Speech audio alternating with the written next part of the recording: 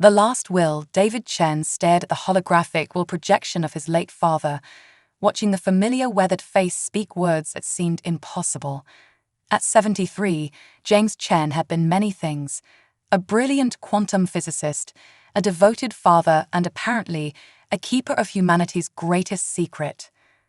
"My son," the hologram flickered, James's tired eyes holding a spark of determination. "What I'm about to tell you will change everything you thought you knew about our family's work.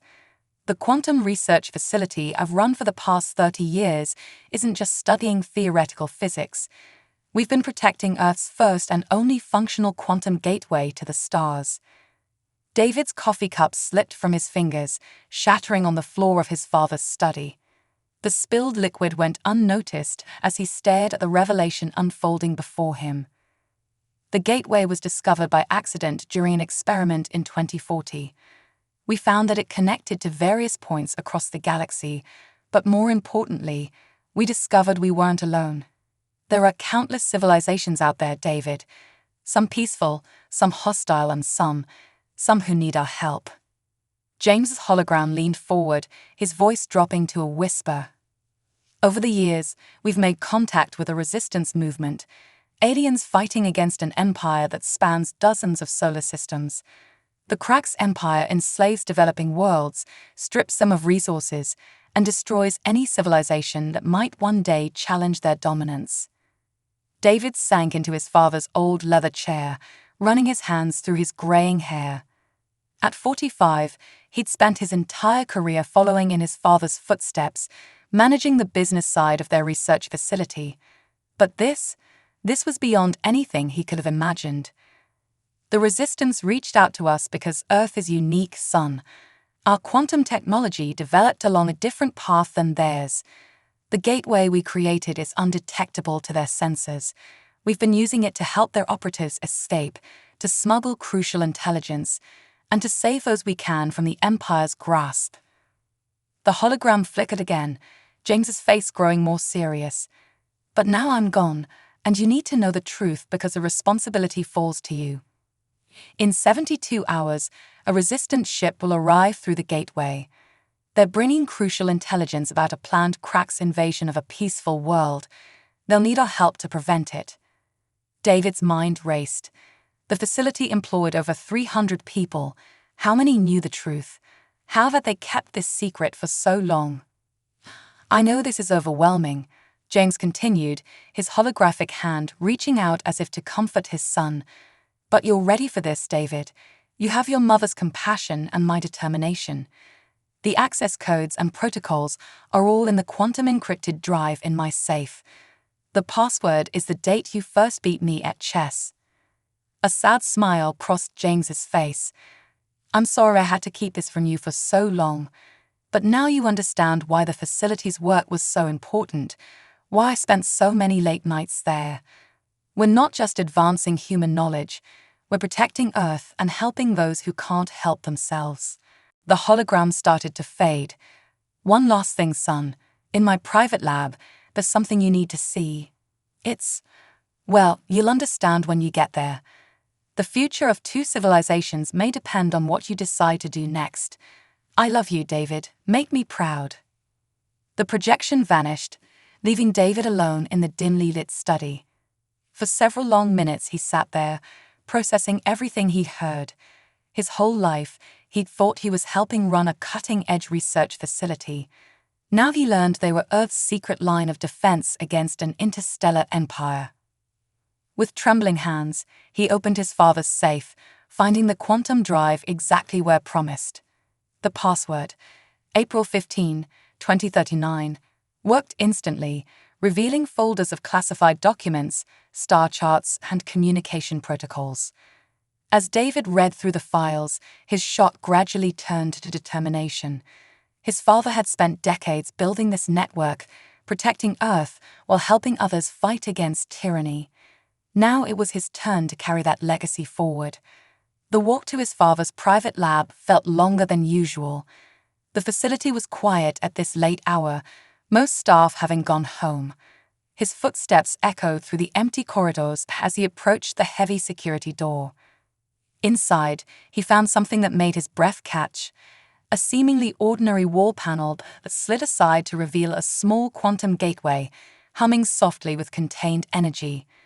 A timer above it counted down, 71 hours, 23 minutes until the Resistance ship's arrival. David straightened his shoulders, feeling the weight of responsibility settling upon them. His father had trusted him with this legacy, with the safety of Earth and the lives of those fighting against the Krax Empire. He wouldn't let him down. As he began reviewing the protocols for receiving the incoming ship, David couldn't help but smile. His father had always taught him that great power came with great responsibility. He just hadn't realized how great that power and responsibility would be. The next 72 hours would change everything, not just for him, but potentially for two civilizations. And David Chen was ready to face whatever challenges lay ahead, carrying forward his father's legacy of courage, compassion, and determination. First contact. The next 72 hours passed in a blur of preparation. David barely slept, spending every moment absorbing the incredible amount of information his father had left behind. He learned about the quantum gateway's safety protocols, the secret Resistance communication channels, and the complex politics of a galaxy he never knew existed. Dr. Sarah Martinez, his father's longtime research assistant, proved invaluable during this time. She was one of the few who knew the truth and had helped maintain the gateway for years. "Your father trusted you be ready for this," she said, helping him calibrate the gateway's quantum harmonics. "He talked about telling you so many times, but he wanted to protect you as long as possible." As the countdown reached its final hour, David gathered the small team of trusted employees who knew the facility's true purpose. They worked with practiced efficiency, clearing the lab and establishing the security perimeter. His father's files had been clear, absolute secrecy was essential. If the Krax Empire ever discovered Earth's quantum gateway, the consequences would be devastating. "Gateway activation in 5 minutes, Sarah announced, her fingers dancing across the control panel. The quantum field began to pulse with increasing intensity, filling the lab with a soft blue glow. Receiving authentication codes from the incoming vessel. David watched the security feeds nervously. Despite all his preparation, nothing could have truly readied him for this moment. He was about to meet actual aliens, Resistance fighters from across the galaxy. The gateway's hum reached a crescendo, and reality itself seemed to ripple. A sleek vessel, no larger than a small car, materialized in the reception area. Its silver hull bore scars from weapons fire, telling silent stories of narrow escapes. The ship's hatch opened with a soft hiss, and 3 figures emerged. David's breath caught in his throat. They were humanoid, but clearly alien, tall, graceful beings with silvery skin that seemed to shimmer with its own inner light. Their large, almond-shaped eyes held an ancient wisdom, and delicate patterns of bioluminescence pulsed beneath their skin. The tallest of the 3 stepped forward, placing a hand over their chest in what David recognized from his father's files as a gesture of respect. "I am Lyra," she said, her voice carrying a musical quality that seemed to bypass his ears and resonate directly in his mind. "With me are Ven and Talon. We bring urgent news from the Resistance." David mirrored the gesture, trying to keep his voice steady. "Welcome to Earth. I'm David Chen. My father, he recently passed away." A look of genuine sorrow crossed Lyra's features. "James Chen was a true friend to our cause. His loss is felt deeply among the Resistance. We had hoped to see him one last time." "Time is short," Ven interrupted, his expression grave. "The Krax fleet moves against the Selenar system. Millions of innocent lives are at risk." The aliens produced a holographic projection showing a massive armada of warships. "The Selenar people are peaceful scientists," Talon explained. "Their research into clean energy could help countless worlds, but the Krax see only the potential for weapons. They plan to enslave the population and steal their technology." David studied the tactical display, his mind racing. "How long do we have?" 3 Earth weeks before the fleet arrives," Lyra replied. "We need to evacuate key scientists and their families, but our normal evacuation routes are compromised. We hoped your father might help us find another way." Sarah stepped forward, her eyes bright with determination. "The quantum gateway. We could modify it to create a stable corridor to the Selenar system." "That's never been attempted at such a distance," David protested. "The power requirements alone would be impossible by normal means." Lyra agreed. "But we brought this." She produced a small crystal that pulsed with intense energy. "A quantum core from our world. Combined with your gateway technology, it might provide enough power." David thought of his father's last message, about the future of two civilizations depending on his decisions. This was the moment, his first real test as guardian of Earth's greatest secret. "We'll need to modify the containment field," he said, already moving toward the control panel. "Sarah, can you recalibrate the quantum harmonics to match their core's frequency?" For the next several hours, human and alien worked side by side, combining technologies in ways never before attempted. The Resistance members shared their knowledge freely, while David and his team contributed their unique understanding of quantum mechanics. As they worked, David learned more about the Resistance and the Krax Empire. He heard stories of worlds stripped bare of resources, of civilizations enslaved or destroyed, of brave beings fighting against overwhelming odds. Each tale strengthened his resolve to help. Finally, the modifications were complete. The gateway hummed with new power, the alien crystal pulsing in sync with Earth technology. Initial tests showed the quantum corridor would be stable enough for evacuation ships to pass through. "It will work," Lyra said, her eyes shining with hope. "You've done what we thought impossible, just like your father always did." David felt a surge of pride mixed with determination. "We're not finished yet. The Selenar people will need somewhere to go after evacuation. Somewhere the Krax won't think to look." "What are you suggesting?" Ven asked. "Earth has plenty of remote locations, places we could establish hidden settlements. My father's files mention several potential sites already prepared for just such a contingency." The aliens exchanged surprised looks. "You would risk so much for people you've never met?" Talon asked. David thought of his father's lifetime of secret service, of the risks he'd taken to help others while protecting his own world. "That's what humans do," he said simply. "We help those in need, and maybe someday, when Earth needs help, we'll have friends among the stars." As they began planning the details of the evacuation, David felt a sense of purpose he'd never known before. His father had entrusted him with not just a facility or a secret, but a mission, to be a beacon of hope in a galaxy filled with darkness. The next 3 weeks would push them all to their limits, but David was ready. Earth's hidden gateway would become a path to freedom for those fleeing tyranny, just as his father had always intended. The evacuation begins. The next 3 weeks transformed the Quantum Research Facility into a covert refugee operations center. David worked tirelessly with both his team and the Resistance members to prepare for the incoming evacuees. They converted underground storage areas into temporary living quarters and established secure transport routes to the safe locations his father had prepared years ago. "The first evacuation ships will arrive within the hour," Lara announced one morning, her silvery skin pulsing with anxiety. "Our operatives on Selenar have identified 50 key scientists and their families, approximately 200 people in total." David studied the facility's new security measures one final time. They had installed quantum scramblers to mask the energy signatures of arriving ships and developed a rotating schedule to avoid drawing attention from satellite surveillance. "Dr. Martinez," he called out, "how are we looking on power distribution?" Sarah checked her readings, dark circles under her eyes betraying long hours of work. The alien quantum core was performing better than expected. "We should be able to maintain the corridor for the planned microbursts without detection."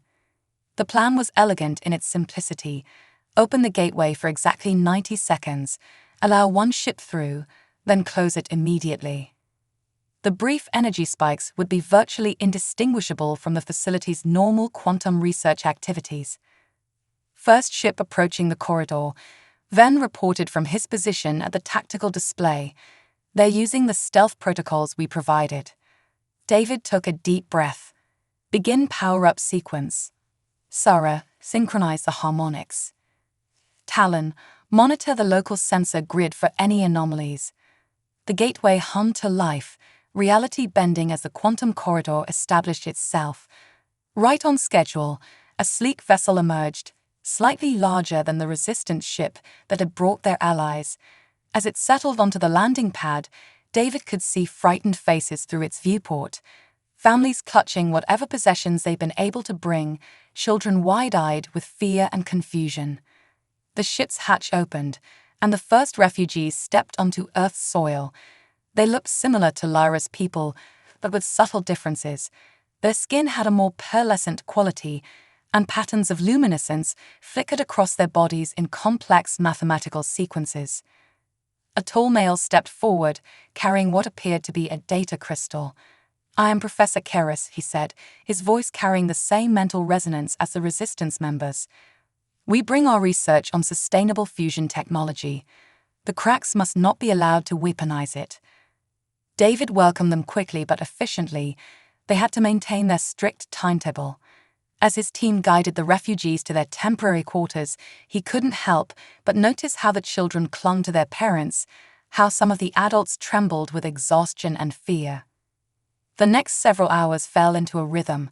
Power up, open corridor, receive ship, power down, process refugees, repeat. Each group brought more scientists, more families, and more precious research that needed protection from the Cracks Empire. Between arrivals, David learned more about the Selenar people from Professor Keris. They were a civilization dedicated to peaceful scientific advancement, particularly in energy technology. Their breakthrough in sustainable fusion could have transformed countless worlds, ending energy poverty across the galaxy. But the Cracks, Keris said bitterly, they see only weapons. They would twist our life-giving discoveries into tools of death. As the evacuation continued, complications inevitably arose. One ship arrived with damage to its propulsion system, requiring quick thinking and coordination to pull it through safely. Another time, a solar flare threatened to disrupt the quantum corridor, forcing them to adjust their calculations on the fly. But it was the children that affected David the most. Despite their fear and confusion, their natural curiosity shone through.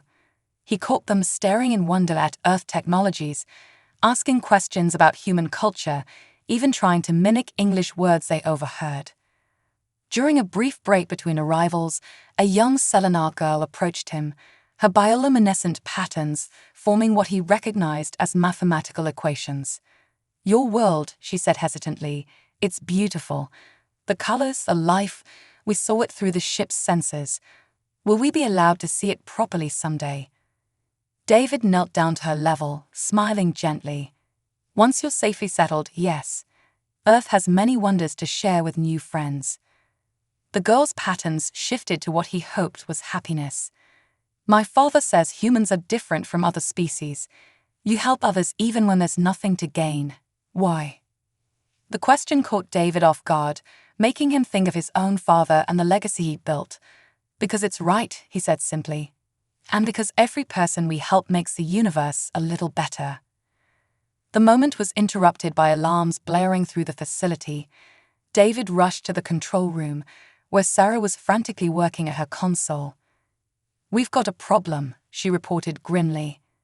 Long-range sensors are picking up unusual activity in the outer solar system, energy signatures that match Cracks patrol vessels. Lyra's expression darkened. They must have detected something from the evacuation ships before they entered the corridor. "This is my fault. We should have been more careful." "No time for blame," David said firmly. "How many more ships are we expecting?" 3, Van answered. "But they're the largest groups, including our most critical scientists and their research." David studied the tactical display, watching the unidentified signatures moving through the solar system. They were still far out, but clearly searching for something. Earth's conventional defenses wouldn't stand a chance if they were discovered. We'll proceed with the evacuation, he decided, but we need to be ready to shut everything down at a moment's notice if those ships get too close. Sarah, divert more power to the quantum scramblers. Talon, coordinate with the remaining evacuation ships. They'll need to adjust their approach vectors to avoid detection. As his team sprang into action, David thought about the young girl's question. Why did humans help others even when there was nothing to gain? Perhaps because his father, and others like him, had understood a fundamental truth. In a universe filled with darkness, every act of kindness was a light that helped guide the way forward. The next few hours would be critical. They needed to complete the evacuation before the Cracks patrols got too close, all while maintaining their cover as a simple research facility.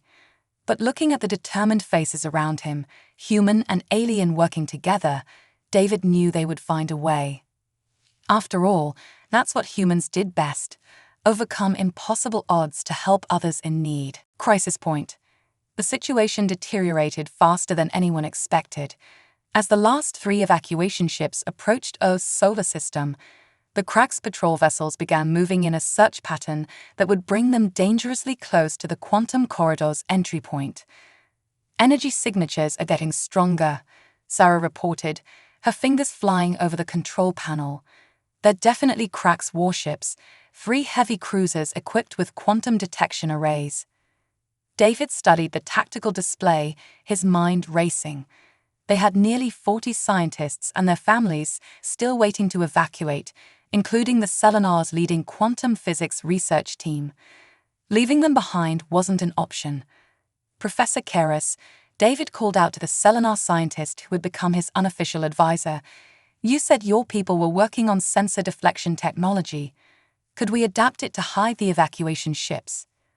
Keras's bioluminescent patterns flickered with excitement. Yes, we could. But we need to modify your quantum scramblers to match the frequency of our deflection fields. It's never been attempted with Earth technology. We don't have a choice, David decided. Lyra, get your best engineers working with Keras. Sarah, prepare for emergency power redistribution. We're going to try something crazy. As the teams worked to modify their defenses, David received an urgent message from Talon, who was coordinating with the approaching evacuation ships. The news wasn't good. The last ship is having mechanical problems, Talon reported grimly. Their quantum drive is destabilizing. If they try to enter the corridor in that condition, they'll break apart, Ven finished, and the energy release would be like setting off a flare for the Cracks patrols. David felt the weight of command pressing down on him. These were the moments his father must have faced, when lives hung in the balance and there were no easy answers. What if we extended the corridor? He suggested suddenly. Instead of having them come to us, we reach out to them.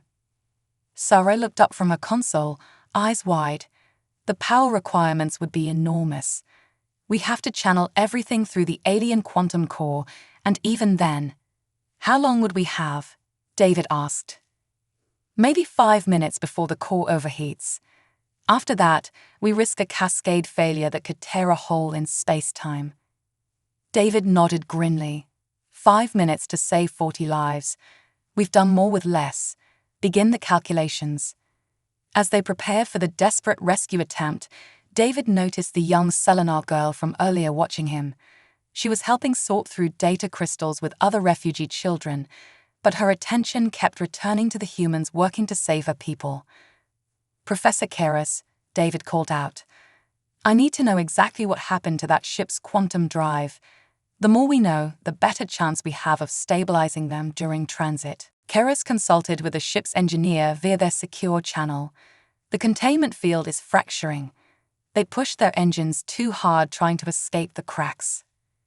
If we can match the corridor's quantum frequency to their failing containment field, Sarah suggested, we might be able to hold them together long enough to get through. But that would mean, Lyra started. Someone would need to manually adjust the corridor's harmonics in real time, David finished. From inside the gateway chamber. The room fell silent. The gateway chamber was heavily shielded, anyone inside would be exposed to intense quantum energies during corridor operation. Even with protection, it would be extremely dangerous. "I'll do it," David said before anyone could volunteer. "I know this equipment better than anyone except Sarah, and we need her running the main controls." Protests erupted from both humans and aliens, but David held up his hand. "This isn't a debate. My father spent his life protecting people through this gateway. I won't let his legacy end with us failing to save these families." As the teams rushed to prepare, David found himself facing the Selenar girl again. She held out a small crystal that pulsed with gentle light. "This is my mother's research," she said softly.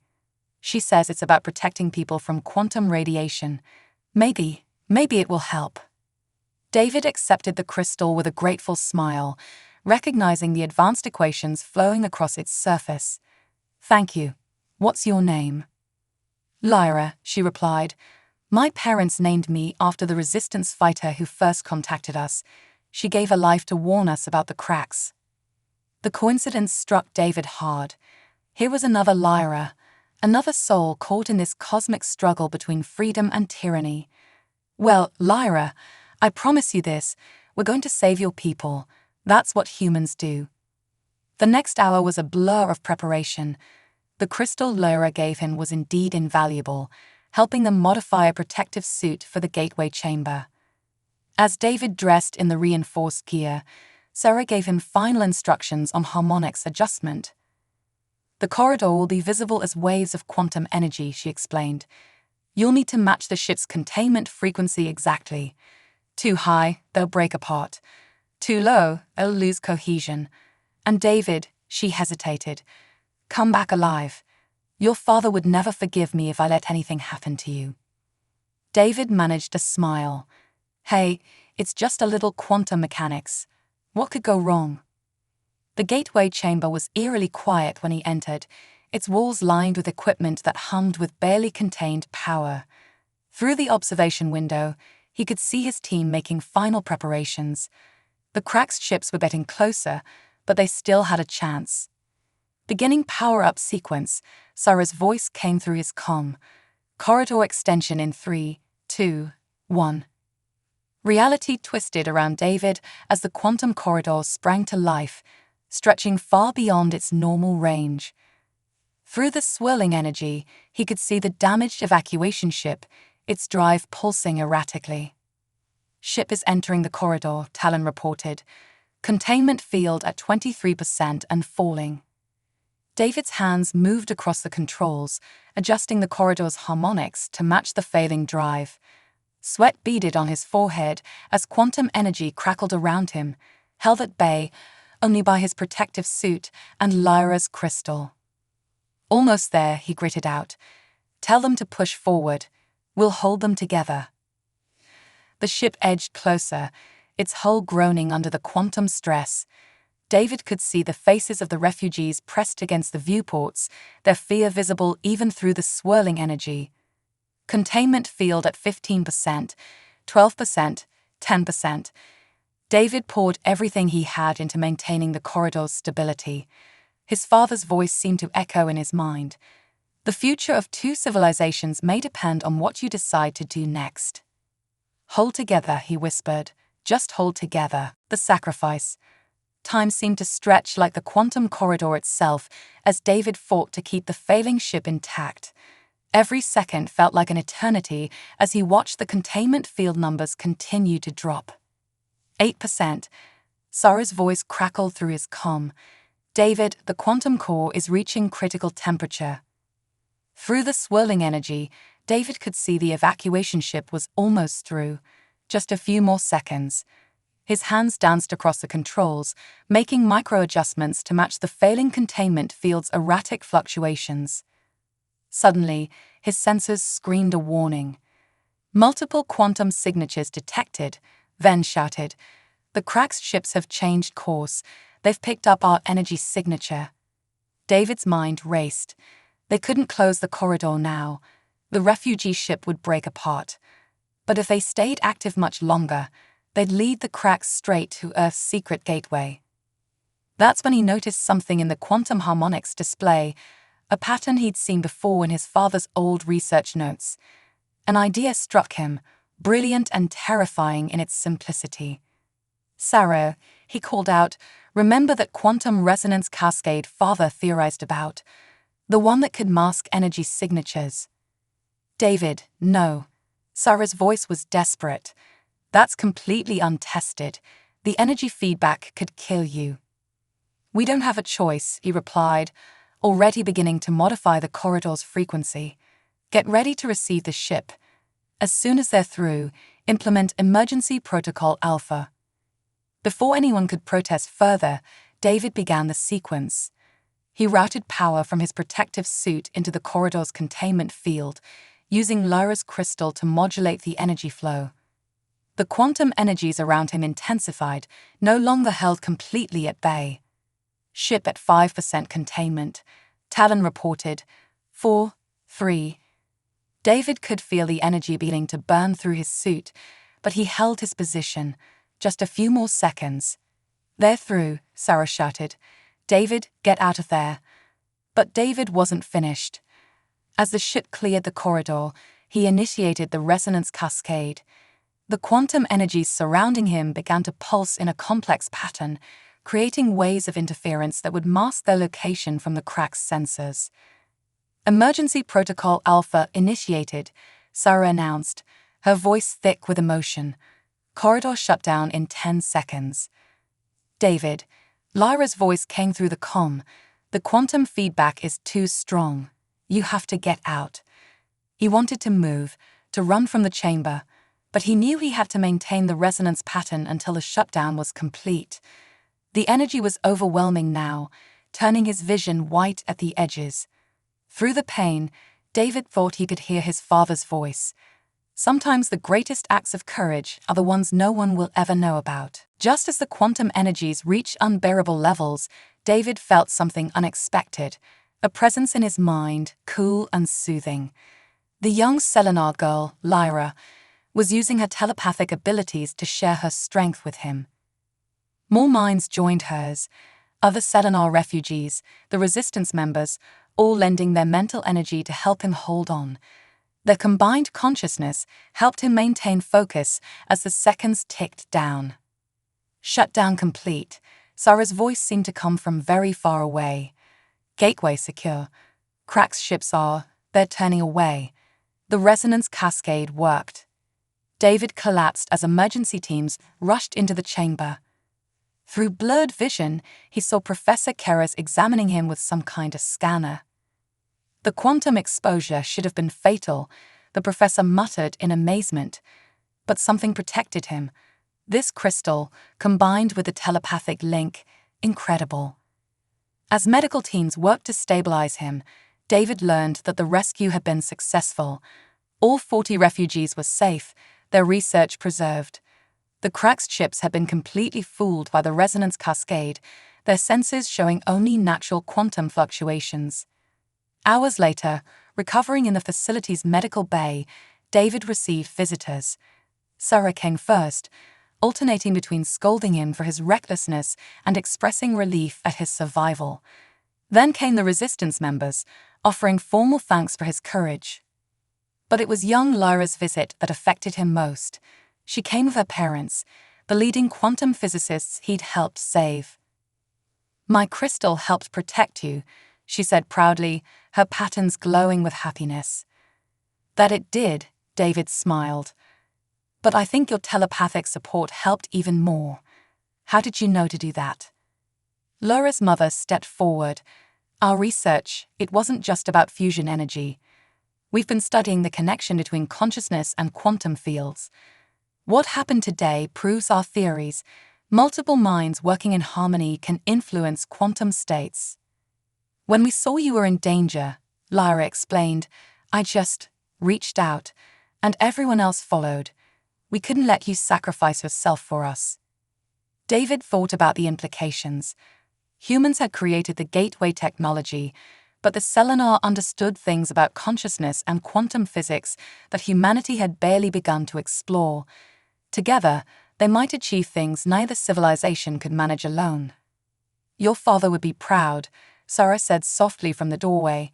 Not just of the rescue, but of what you've helped create here, a true bridge between worlds. Looking at the faces around him, human and alien, all united in purpose, David knew she was right. His father's legacy wasn't just about protecting Earth or helping refugees. It was about bringing people together, about proving that differences could be strengths when faced with common challenges. As he drifted off to sleep, David smiled. They'd faced their first real crisis and emerged stronger. But something told him their adventures were just beginning. The Cracks Empire was still out there, and Earth's gateway would be needed again. But next time, they wouldn't face the challenge alone.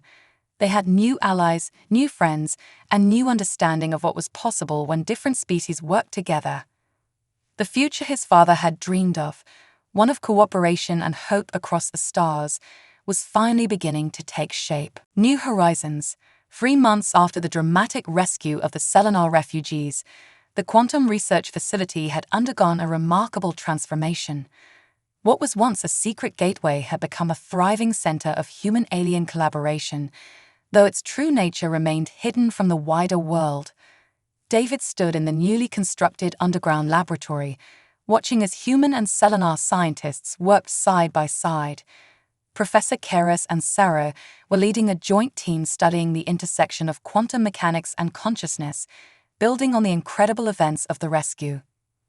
The integration of your quantum technology with our understanding of consciousness is revolutionary, Professor Keras said, his patterns glowing with excitement. We've already made breakthroughs that would have taken decades working separately. The young Lyra, who had become something of a mascot for the facility, darted between workstations with tablets of data. Her natural ability to bridge the communication gap between humans and Selenar made her invaluable. David, she called out, her patterns forming complex equations in her excitement. Look what we discovered. The quantum resonance patterns you created during the rescue, they weren't just masking our signature. They were creating a kind of consciousness shield. David examined the data she presented. The combination of human quantum technology, Selenar consciousness manipulation, and the mysterious crystal had produced something entirely new. A way to not just hide from Cracks' sensors, but to actively deflect their attention. This could change everything, Sarah said, joining them.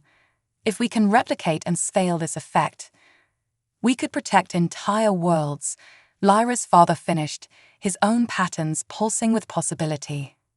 But their research wasn't the only progress. The Resistance members, Lyra, Ven, and Helen, had established a network of safe houses across Earth for the refugees. Remote locations were transformed into small but thriving communities where the Selenar could live and work in secret. David had been amazed at how quickly the refugees adapted to Earth life. Their natural curiosity and intelligence helped them blend in when necessary, using their abilities to appear human in public. Their children were especially adaptable, fascinated by Earth culture and eager to learn. However, not everything was proceeding smoothly. That evening, David called a meeting of the facility's leadership to discuss mounting concerns. Our latest intelligence suggests the Cracks Empire is expanding their search patterns, Ven reported grimly. They're not just looking for the Selenar anymore. They're hunting for the technology that helped them escape. And that's not all, Talon added. We've detected increased activity near several developing civilizations. The Cracks are accelerating their conquest plans, possibly in response to their failure to capture the Selenar scientists. David absorbed this news with growing concern. His father's legacy had helped save one group of refugees, but how many other civilizations were at risk? How long could Earth remain safely hidden? There might be a way, young Lyra spoke up unexpectedly. All eyes turned to her as she projected a complex series of equations into the air with her bioluminescence. If we combine the consciousness shield with quantum corridor technology, we could create a network, Sarah breathed, catching on quickly. Not just point-to-point transportation, but a web of protected passages. An underground railroad among the stars, David mused, remembering his Earth history. a way to help others escape the cracks while keeping Earth's location secure. The implications were staggering. They could potentially save thousands, maybe millions, while building a coalition of grateful allies, but the risks were equally enormous. The power requirements would be immense, Professor Karras pointed out, and maintaining multiple corridors simultaneously. What if we didn't have to? David suggested, an idea forming. What if we use the consciousness technology to create quantum waypoints, places where multiple corridors could intersect briefly, allowing ships to jump between them? The room buzzed with excitement as humans and aliens alike began exploring the possibility. They worked late into the night, combining their different perspectives and knowledge to tackle the challenge. As David watched them work, he noticed something remarkable. The barriers between human and alien had virtually disappeared. They finished each other's sentences, anticipated each other's needs, and built on each other's ideas seamlessly. Young Lyra appeared at his side, her patterns forming gentle waves of contentment. "This is what Father meant," David said softly to her. "Not just about protecting Earth or helping refugees. It was about bringing people together, showing that our differences make us stronger." "On Selenar," Lyra replied, "we have a saying. The universe sings in many voices, but the song is sweeter when we harmonize." Their moment of reflection was interrupted by Sarah's excited call. "David, we think we've got it. Come look at this." The team had produced a preliminary design for what they called the quantum web, a network of interconnected corridors protected by consciousness shields. It would require extensive testing and refinement, but the basic concept was sound. "We'll need to establish safe zones," Van said, marking potential waypoints on a stellar map. "Places where refugees can rest and recover between jumps." "And we'll need more allies," Talon added, "other civilizations willing to help maintain the network." David studied the plans, feeling a mix of pride and anticipation. They were about to take his father's work to a whole new level. No longer just protecting Earth or helping occasional refugees, they were going to change the galaxy itself. So, he looked around at the determined faces before him, who's ready to build an interstellar underground railroad. The response was unanimous. Human and alien alike, they were committed to this new mission. The Krax Empire had power and technology, but they had something stronger: the combined determination of multiple species working together for a common cause. As they began assigning teams and responsibilities, David felt his father's presence stronger than ever. James Chen had started something remarkable by building Earth's first quantum gateway. Now his son and an unlikely alliance of humans and aliens would carry that legacy forward, bringing hope to the darkest corners of the galaxy. The real work was just beginning, but for the first time, the future looked brighter than the past. A new dawn. 1 year after the creation of the quantum web, David stood in his father's old office, now transformed into the command center for that interstellar operation. Holographic displays showed the status of various waypoints and refugee movements across the galaxy, while consciousness shields monitored by Selenar operators kept their activities hidden from Krax detection.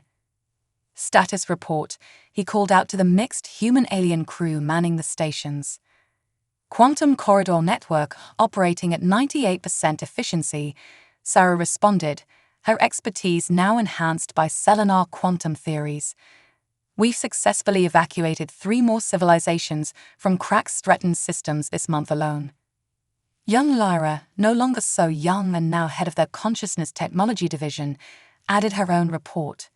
"Shield integrity holding strong. The Krax still haven't figured out how we're moving people right under their noses." The past year had seen remarkable developments. The combination of human ingenuity, Selenar consciousness technology, and contributions from other rescued civilizations had created something unprecedented: a true interstellar resistance movement. Message coming in from Waypoint 7, Van announced from his station. "The Auroran refugees have successfully integrated with their host community. Their solar engineering skills are already helping to improve local power systems." David smiled, remembering how his father had always emphasized the importance of not just saving people, but helping them build new lives. The various hidden communities across Earth had become centers of cultural exchange and technological advancement, all while maintaining absolute secrecy from the wider world. Professor Keras approached, his patterns showing excited agitation. "David, we've made a breakthrough in the consciousness shield research. We believe we can now extend the effect to cover entire planetary systems." This news brought the room to attention. The ability to shield whole worlds from cracks detection would change everything. "Show me," David said, following Keras to a secure laboratory where the professor's team had been working. The demonstration was remarkable. Using a combination of quantum technology and coordinated consciousness projection, they could create a field that didn't just hide a planet. It made aggressive observers simply lose interest in looking too closely. "It's like suggesting to the universe itself that there's nothing interesting to see," Keras explained. "The more minds working together, the stronger the effect." As David absorbed the implications, an urgent alert sounded from the command center. They rushed back to find Talon studying a complex sensor display. "We've detected unusual Cracks fleet movements," he reported grimly. "Massive concentrations of ships, moving with purpose. Something big is happening." Through their network of allies and rescued refugees, they had built up significant intelligence capabilities. The data flowing in painted a disturbing picture. The Cracks Empire was preparing for something unprecedented. "They're planning a major expansion," Lyra said, analyzing the patterns. "Multiple simultaneous invasions across several sectors. They're tired of losing potential conquests to mysterious evacuations. They're going to try to take everything at once." David thought quickly. Their network had grown powerful, but it wasn't designed to handle multiple civilizations needing evacuations simultaneously. They needed a new approach. "Professor," he turned to Keras, "how quickly can we implement your planetary shield technology?" "The basic system is ready, but coordinating enough minds to power it across multiple worlds." "We have hundreds of refugees who owe their lives to this network," David pointed out, "each with their own unique mental abilities. What if we connected them all?" Sarah caught on immediately. "A consciousness web to match our quantum web. Everyone working together to protect everyone else." The next few weeks were a blur of activity. As the Cracks fleet gathered strength, David's alliance raced to prepare their defenses. Rescued refugees volunteered by the thousands to join the consciousness network. Human quantum engineers worked around the clock to build the necessary infrastructure. Young Lyra proved invaluable, her natural ability to connect minds helping to coordinate the massive effort. Under her guidance, they developed new techniques for sharing mental energy across interstellar distances. Finally, the day of reckoning arrived. The Cracks fleet launched their massive invasion, thousands of warships descending on dozens of worlds simultaneously. But this time, something was different. As the first Cracks ships approached their targets, the consciousness shield activated. Across the galaxy, millions of minds, human, Selenar, and countless other species, joined together in a symphony of protection.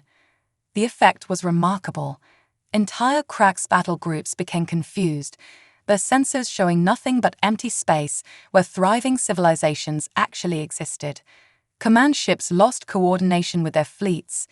Invasion plans fell into disarray. In the command center, David watched with pride as the shield held. The Cracks Empire's greatest offensive had been stopped not by superior firepower, but by the united will of those they had tried to conquer. "Message incoming," Van announced suddenly. It's from the Cracks Empire." The transmission revealed something unexpected. A faction within the Cracks leadership had been watching their activities with growing interest. The failure of their grand offensive had finally given this faction the leverage they needed. "They're proposing negotiations," Talon translated, his voice filled with disbelief. "The progressive faction is taking control. They want to discuss peace." The command center erupted in celebration. But David remained thoughtful. As he watched humans and aliens embracing, sharing their joy across species boundaries, he realized his father's legacy had grown into something far greater than one man's vision. Later that evening, David found himself back in his father's study, looking at the old hologram projector that had started everything. "You were right, Dad," he said softly. "The future of two civilizations did depend on what we decided to do. We just never imagined how many civilizations it would become." Young Lyra appeared in the doorway, her patterns forming gentle waves of congratulation. "Your father would be proud," she said. "You've built something remarkable." "We all built it together," David corrected her. "Humans, Selenar, and every other species that joined us. We proved that our differences weren't weaknesses, they were the source of our strength." As if to emphasize his point, a new alert came in. Another civilization requesting to join their alliance. Not as refugees this time, but as equals in their growing community of worlds. David smiled as he went to welcome them. The quantum web had started as a way to help refugees escape tyranny. It had become something far more, a bridge between civilizations, a shield for the defenseless, and a beacon of hope for the galaxy. His father had given him more than a secret facility or advanced technology. James Chen had shown his son that one person's compassion could spark a movement capable of changing the universe. As David looked out at the star-filled sky that night, he knew this wasn't the end of their story.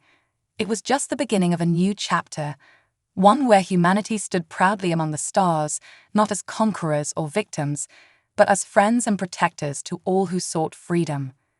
The legacy would continue, growing stronger with each new mind that joined their cause, each new world that chose cooperation over conflict, each new voice added to their universal harmony. And somewhere, David liked to think, his father was smiling.